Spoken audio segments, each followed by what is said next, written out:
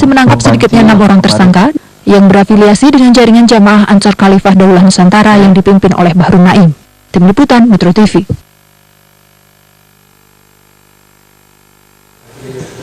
Sebelumnya dalam keterangan pers kepada media, Kapolri Jenderal Tito Karnavian juga menyatakan bahwa pelaku merupakan residivis dari pelatihan teroris yang ditangkap sekitar tahun 2010-2011 di Aceh. Dan dari informasi yang kami dapatkan langsung dari lokasi, dari salinan fotokopi dari KTP elektronik yang kami dapatkan, pelaku bernama Yahya Chadiat, berusia 42 tahun dan lahir di Purwakarta. Saya akan langsung mengkonfirmasi kebenaran dari identitas ini kepada Mas Ridwan Habib, pengamat terorisme. Mas Ridwan, apakah informasi yang disampaikan Kapolri sama dengan informasi yang didapatkan dari komunitas? Iya, sama. Dari awal kan kami mendapatkan informasi, pertama kali kan beredar itu foto. Foto, lalu selalu begitu, Robert, ada prosedur ketika kita mendapatkan sebuah foto, lalu kemudian kita melacak ke teman-teman ya, jejaring, lalu kemudian akan ada informasi masuk, dan kebetulan dia adalah seorang mantan narapidana teror, jadi gampang sekali langsung teridentifikasi, baik nama maupun rekam jejaknya. Bagaimana dengan sepak terjang dari Yahya Chadiat di dalam aksi teror di Indonesia? Ya, Abu Salam ini ya, kita sering mengistilahkan menyebut beliau itu Abu Salam ini sebenarnya bukan seorang penyerang ya. Kalau dari track record yang kami lihat, dia adalah seorang ideolog, bahkan ideolog. Jadi lebih banyak pada pengkader, bukan tipe attacker begitu. Dia bukan penyerang, tetapi memang jago dalam konteks ideologi. Nah, dia termasuk bagian dari kelompok yang dulu dibongkar oleh Densus 88 di Jalin Canto. Saat itu ada perkumpulan besar, ada latihan militer bersama yang sering disebut dengan Tadrib Askari, yang dilakukan oleh banyak faksi-faksi. Nah, salah satunya adalah faksi dari Jawa Barat itu. Nah, termasuk dari anggotanya ya salah satunya si Abu Salam ini. Kalau Anda lihat, mengapa seorang yang kemudian fokus dalam hal pengkaderan kemudian memilih untuk dapat menyerang? Ya, ini justru membuktikan bahwa kelompok ini semakin desperate, semakin mungkin limitasi ya, ada limitasi dari sisi orang-orang yang mau melakukan serangan, Robert.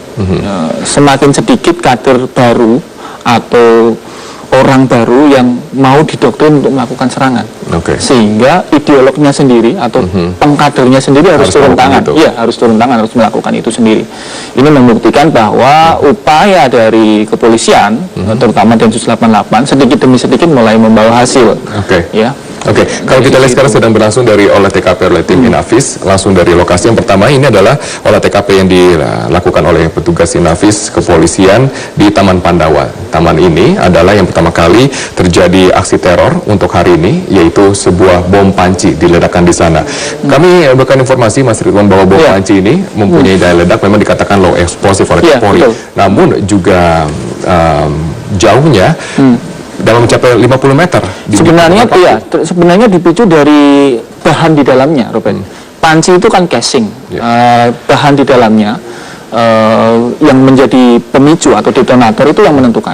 Kalau di dalamnya ini kami lihat tadi hanya pupuk urea, itu campuran dari nitrat urea, tidak akan high explosive. Kalau di dalamnya misalnya CX atau RDX atau TATP, nah ini bahaya sekali. Dia bisa high explosive, walaupun hanya casingnya kecil, sama-sama kecil, tetapi bahan di dalamnya ini yang lebih menentukan. Bisa kita simpulkan tidak kalau seandainya memang Yahya Chadiat, jika memang benar nanti dikonfirmasi oleh aparat kepolisian, memang tidak memiliki skill khusus dalam meracik bom? Ya, kalau kita lihat dari kelompok JAD ini tidak, mereka selalu bekerja berkelompok atau berjamaah. Jadi ada yang menyiapkan bom, ada yang menaruh, ada yang menyiapkan safe house, ada yang mau melarikan diri, ada yang suplai logistik. Nah, saya kira ini tentu tidak dirakit sendiri. Tadi kan juga sudah disampaikan Kapolri, ada 2 orang kan, ada 1 melarikan diri sedang dalam pengejaran. Nah, barangkali bukan dia. Ya, tapi sayangnya dia sudah meninggal. Kita tidak bisa mengkonfirmasi.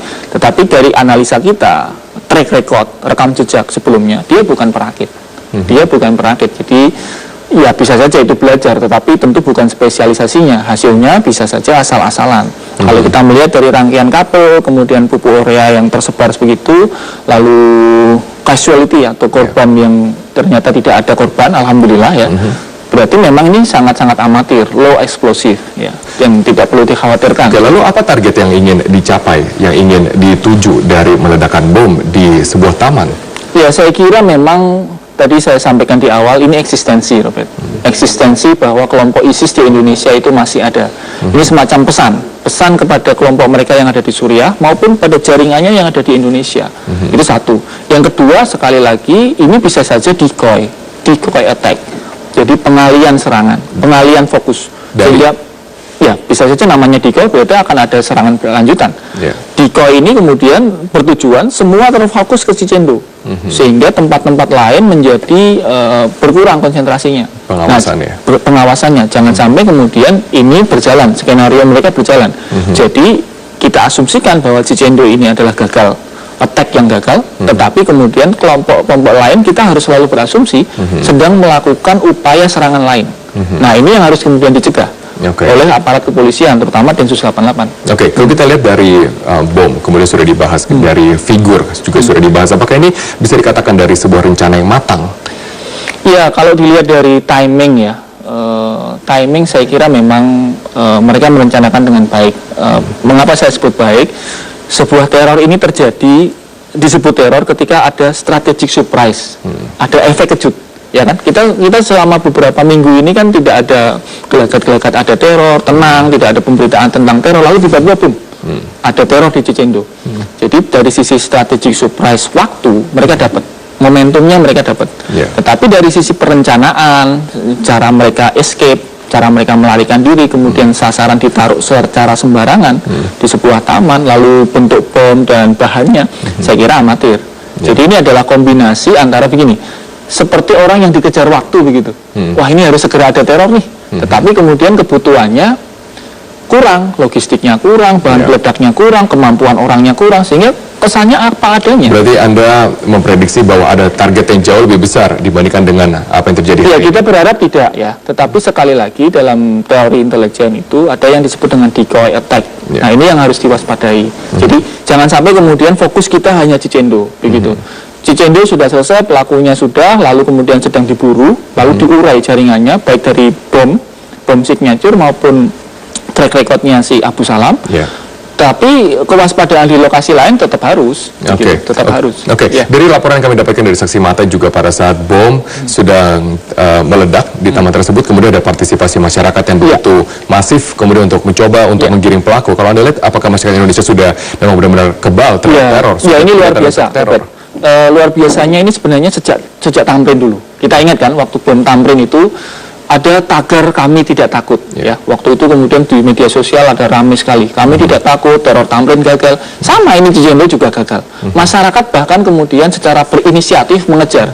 Padahal resikonya kan besar sekali. Kita tidak bisa tahu apakah misalnya pelaku ini punya senjata api, misalnya punya bom yang lebih besar skalanya. Tetapi keberanian masyarakat ini di satu sisi harus kita puji, membuktikan bahwa upaya kampanye anti terorisme dari pemerintah ini berhasil. Masyarakat sekarang menjadi lu teror, gua sikat, nah gitu. Ada semacam perlawanan manual, perlawanan individual dari kelompok masyarakat. Tidak kemudian takut, terteror, lalu hanya pasrah pada polisi. Bahkan kalau kita lihat dari kronologi yang disampaikan dari reporter Metro TV wawancara saksi mata, yang mengejar pertama kan masyarakat, sehingga kemudian dia panik, lalu masuk ke kelurahan, gitu ya. Jadi jelas kelurahan yang hanya 230 meter itu bukan sesuatu yang disasar, tetapi karena dia merasa terjebak, panik, lalu lari masuk mencari tempat persembunyian. Nah, sebelum dia lari ke kelurahan karena panik, turun dari motor dikatakan oleh Kapolri karena kepanikan dari pelaku tersebut, meledakan bom di Taman Pandawa. Dan informasi ini harus dikonfirmasi, tapi taman di Pandawa atau sekitar perumahan di Taman Pandawa atau di wilayah Arjuna merupakan tempat dari kediaman mertua dari terduga teroris. Nah, jika informasi ini benar, nanti akan dikonfirmasi. Sebenarnya apa yang ingin dicapai untuk meledakan bom di dekat kediaman keluarga? Ya, bisa saja ini sebuah kebetulan. Bisa saja. Atau ini memang lokasi yang begitu dikenal? Betul, ada dua. Bisa saja ini kebetulan. Ada tiga bahkan. Saya tadi sampaikan pertama kali dengan Sylvia tadi. Kemungkinan ini untuk menghidupkan memori dulu. Waktu Cicendo, bom Cicendo, zaman Orde Baru. Ada bom Cicendo, Mapolsek Cicendo diserang oleh komando jihad. Sehingga kemudian memorinya ini muncul. Ternyata teror sejak Orde Baru sampai sekarang bisa bertahan nih jamaahnya. Ada upaya begitu. Tapi propaganda ini gagal. Lalu yang kedua tadi kebetulan. Yang ketiga ya orang yang sudah sering ke lokasi itu, pasti dia tahu lokasinya, dia bisa memperkirakan jalan lari, dia bisa memperkirakan keramaian orang. Begitu. Dan saya kira kalau kemudian nanti bisa terkonfirmasi, ini satu pukulan telak bagi keluarga ya, karena ini seperti menebar aib kan di kampung sendiri. Gitu. Oke, baik. Mas Triwan, kami akan berlanjut dengan analisa Anda setelah jeda komersial. Tetap bersama kami. Breaking News akan kami lanjutkan sesaat lagi.